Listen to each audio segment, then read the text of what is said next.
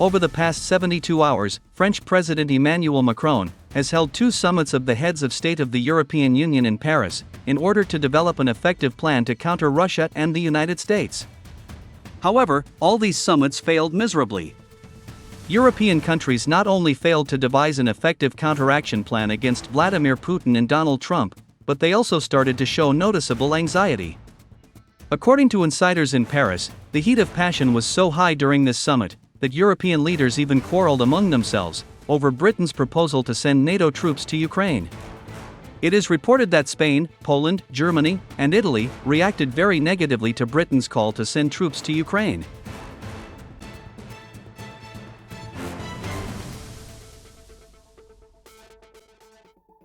Against this backdrop, French President Emmanuel Macron, being in a desperate situation, could not find anything better than to declare that he wants to meet with Vladimir Putin and discuss the current situation with him. Moreover, insiders in Kremlin have confirmed that Paris has already asked Moscow to help organize a meeting between the two leaders. However, Vladimir Putin refused not only to meet with the French president, but even to talk to him on the phone. The Kremlin explained this refusal by the fact that in the current situation, there is still no need to resume the negotiation process between Moscow and Paris.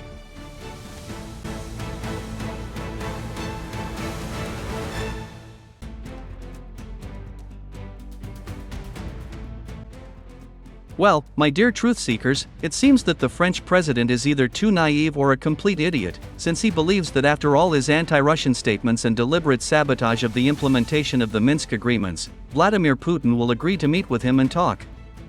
Furthermore, as I said earlier, due to the rapid advance of the Russian army in all key directions of the front, any peace negotiations or a ceasefire are not beneficial for Moscow. The fact is that time is on Russia's side. While Western leaders are begging Vladimir Putin for a meeting, the Russian army continues its victorious offensive in all key directions of the front, including the Kursk region.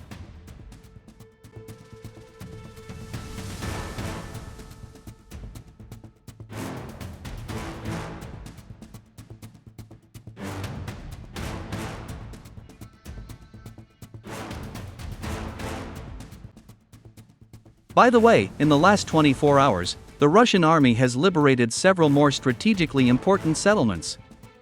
In particular, on February 19 at 10 a.m. Moscow time, the Ministry of Defense of the Russian Federation officially announced that units of the groups of troops under the designation Zapad had completely liberated the settlement of Yampolovka, in Krasny Liman direction of the front. Moreover, on the same day, the Russian Defense Ministry also confirmed the liberation of the settlement of Petrovka, to the west of the recently liberated city of Toretsk. My dear truth seekers, the liberation of Petrovka is a strategic success for the Russian army, as now Russian troops can close the lid of the cauldron in this direction of the front. According to preliminary data, there are more than 1,000 Ukrainian soldiers in this cauldron. Apparently, these Ukrainian soldiers will either be taken prisoners or killed.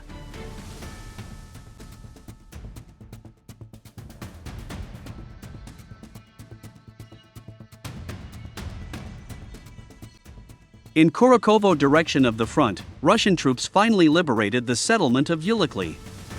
According to war correspondents, the remnants of the Ukrainian army units fled from this settlement towards Constantinople on the morning of February 19.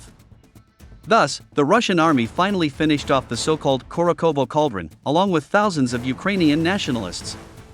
In Velikaya Novoselka direction of the front, the Russian army completely liberated the settlement of Novoselka. This was announced by a member of the public chamber of the Russian Federation, Vladimir Rogov. According to him, the Ukrainian troops fled this settlement on the morning of February 19, in the direction of Privolnoy and Volnoy Pol.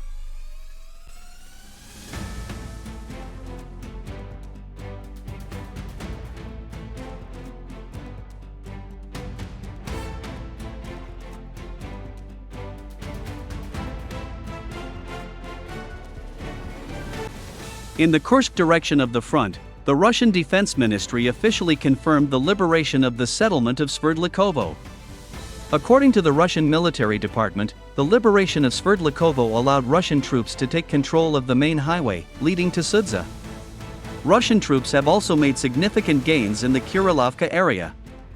It is reported that on February 19, Russian Marines dislodged Ukrainian army units from the western outskirts of this settlement. The Russian army's advance was also recorded in Pogrebki area. At the same time, Russian troops entered the territory of the Sumy region and began to advance towards the settlement of Novonkoi. Commenting on the entry of the Russian army into the Sumy region, many military experts expressed confidence that Russian troops are targeting the settlement of Basavka. The fact is that the capture of this urban-type settlement will allow Russian troops to cut the main highway, through which the Ukrainian command continues to supply the Ukrainian grouping in the city of Sudza. Against this backdrop, reports began to appear that the Ukrainian command is seriously considering the withdrawal of Ukrainian army units from the Kursk region, in order to avoid falling into a rather large cauldron.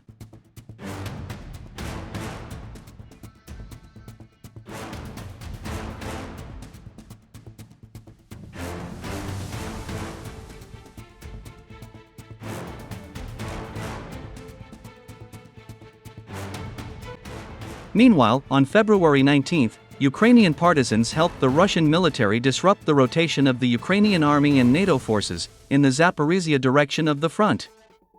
In particular, the coordinator of the Russian underground in Ukraine, Sergei Lebedev, said that Ukrainian partisans, together with the Russian military, successfully attacked a NATO military train in the Huliapol district of the Zaporizhia region.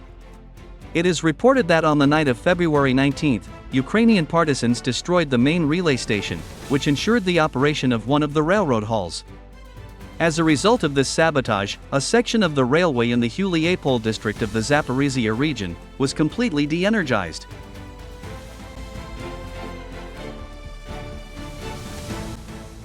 It is noteworthy that this occurred exactly when a NATO military train was passing along this railway, carrying French, Polish, German, and Ukrainian soldiers.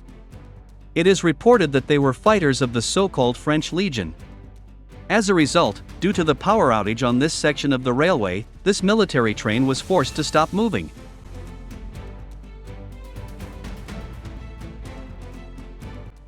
Immediately after that, the Russian military attacked this unmoved NATO military train, using drones and ballistic missiles. Unfortunately, as of February 20, there is still no accurate data on the number of casualties among Ukrainian, Polish, German, and French soldiers. However, judging by the fact that this military train was heading towards Zaporizhia to strengthen the Ukrainian army units in this sector of the front, it is safe to say that NATO forces and the Ukrainian army lost dozens of its soldiers during that missile attack.